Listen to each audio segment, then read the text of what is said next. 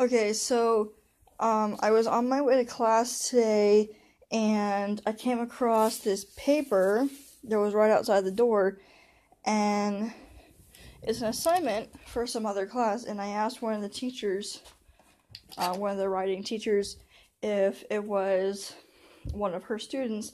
She said no, it was the other writing teacher. So I was going to go talk to the other writing teacher, but then I looked at the paper and I actually relate to this person in some way, and the paper kind of, what I read, almost made me cry.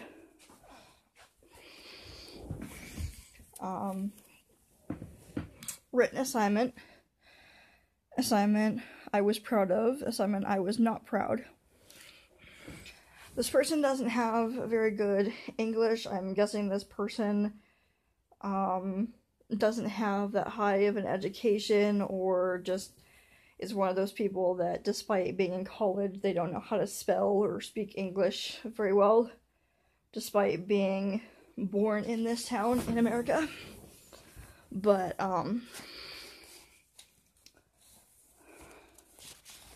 it's 2.5 pages, and it says, I haven't had a written assignment since 1997, close to 23 years. I cannot recall anything I have written from that long ago. I'll start from the beginning of a large reason of why. I was born to a broken family in 1985. I was born a week after my mother's 16th birthday here in this town in this state. My mother did her best with what she had and could do to raise me. By the time I started school, I had 2 other younger siblings. By 2nd grade, the school system saw I was behind in learning. That winter, we moved to a different town in this state. I was diagnosed with attention deficit hyperactivity disorder, or ADHD. It is a developmental learning disability that makes it really hard to concentrate long enough to read anything, and I'm also known to be the most disorganized person you will ever meet. School started getting really hard to concentrate in, especially if the classroom has people talking loud or making sounds that I can hear. I was a poster child for Ritalin, Concerta, Dexedrine, and even Adderall in the 3rd grade. In 1993 was the beginning of my walk in hell.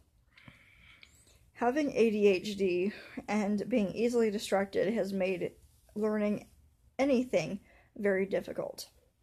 People think ADHD children or adults have only concentration problems. Symptoms may include behavioral, such as aggression, excitability, fidgeting, hyperactivity, impulsivity, irritability, lack of restraint, or persistent forgetfulness. Persistent repetition of words or actions. Cognitive, absent-mindedness, difficulty focusing, forgetfulness, problems paying attention, or short attention span. Mood, anxiety, anger, boredom, excitement, or mood swings.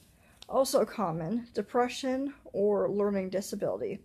Anxiety sometimes can be my best or worst friends, helping me not to do something that may hurt or will disappoint me. Feeling a failure before I start has kept me from a lot of possible heartbreaks and thoughts of worthlessness. My mother decided around that time to pull me out of public school.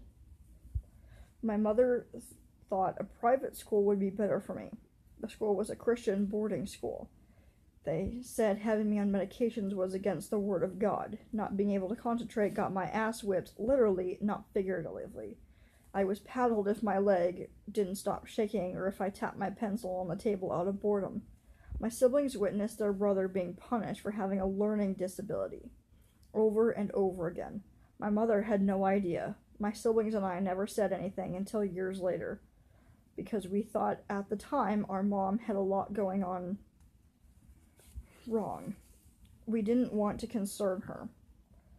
I was 10 at the time, my sister was 8, and my brother was 6. Not only did I have to deal with my learning disabilities, My family and I also moved so much. My family and I never stayed in one place long enough to maintain any education, period.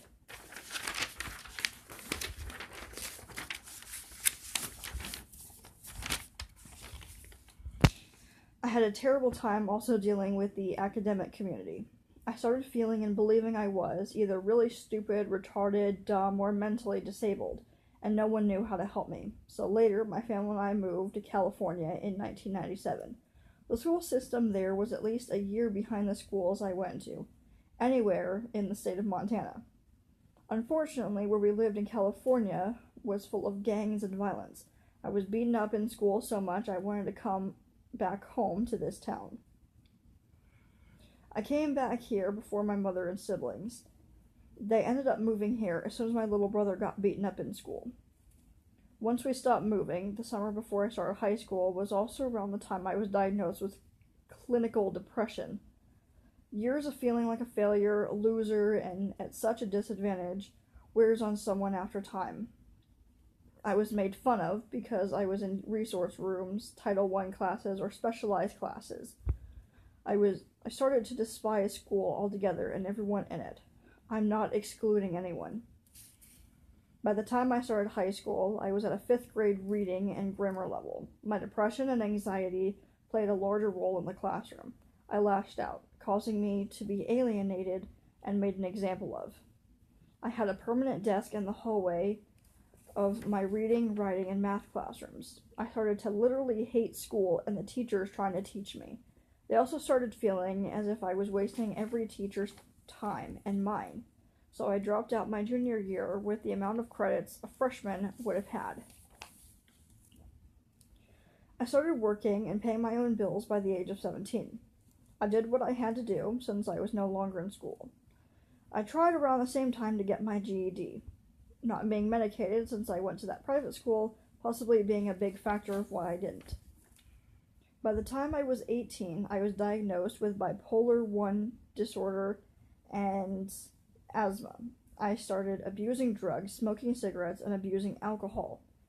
I figured if I was a retard and couldn't even control my own emotions like someone who was a psychopath, I sucked at something being as simple as breathing. I convinced myself that I was never going to be better than fast food and etc. By the age of 24, I met who is now my wife. We both lost our first child to sudden infant death syndrome on 11/28/2010. This impacted my life for years, still does at times. My wife and I currently have 3 kids. The kids and my wife have been my muse to be better. Lack of any education and my learning problems were keeping from bettering my family. I've lost countless jobs, burning a lot of bridges with a lot of employers and any possible employers up until last year. The 11th of June last year in 2018, I lost my best friend since kindergarten. He was that friend who was smarter than me. He could understand my way of thinking, and he loved me for it. He too struggled with mental illness. Him and I, we could talk about stuff that, if heard by anyone other than ourselves, they'd call us crazy, freak, creepy, geeky, nerdy, or flat out fucked up. Needless to say, the date I mentioned, he put a gun in his mouth and blew the back half of his head off.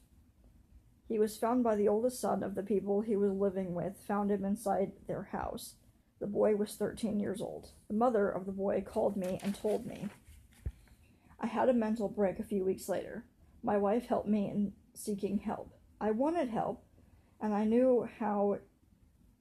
wanted to know how to start taking control of my mental illness problems. A month or two of getting help, I decided to try for my GED because it was only one option. Last December, I did my written test, the lowest possible passing score. So if all up until now is that paper is my best I've done, I'm screwed. Also, as a side note, I failed both pre-tests before that. So this is what I have to show for.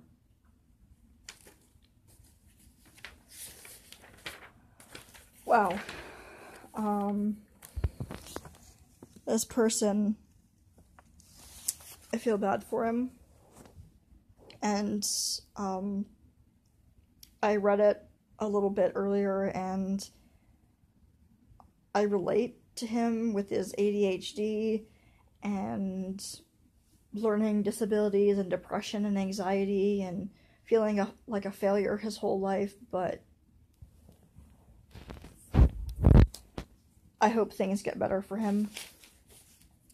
And if he finds this video, Timothy Gatlin, I want you to know that I'm here for you. I would gladly be your friend and help you find help.